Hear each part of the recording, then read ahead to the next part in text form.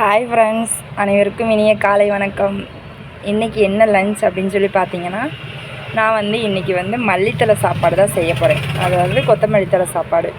அதுக்கு கொஞ்சம் கொத்தமல்லி நான் 2 ஆள் சாப்பிட்ற அளவுக்கு எடுத்துருக்கேன். அது காலையிலைக்கு மத்தியானத்துக்கு சேர்த்து கொஞ்சம் கொத்தமல்லி, கொஞ்சம் இஞ்சி, ஒரு 2 பூண்டு, 2 பல் பூண்டு, இதையெல்லாம் வச்சு பச்சையாகவே நல்லா அரைச்சி எடுத்துக்கலாம்.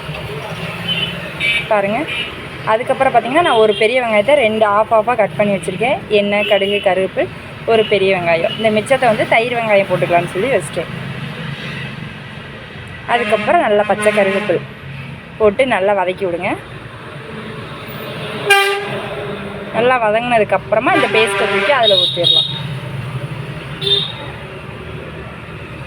இது நல்லா சுண்டை காய்ச்சணும். அந்த மாதிரி நல்லா எண்ணெயெல்லாம் பிரிஞ்சு வர்ற அளவுக்கு நல்லா இது பண்ணி வச்சுருங்க. இடையில போட்டு கிளறிட வேண்டாம்.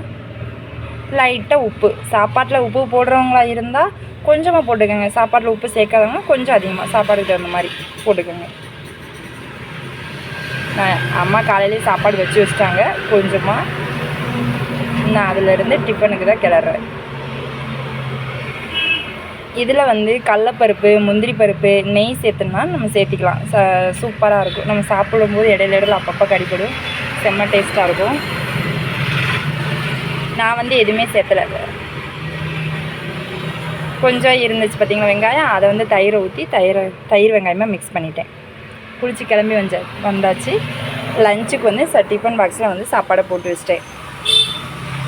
அதுக்கப்புறம் பார்த்திங்கன்னா தலையெல்லாம் சீவிட்டு சாப்பிட்டு கிளம்பலான்னு சொல்லிட்டு சாப்பாடு போட்டு கொஞ்சம் தயிர் வெங்காயம் வச்சு சாப்பிட்டாச்சு.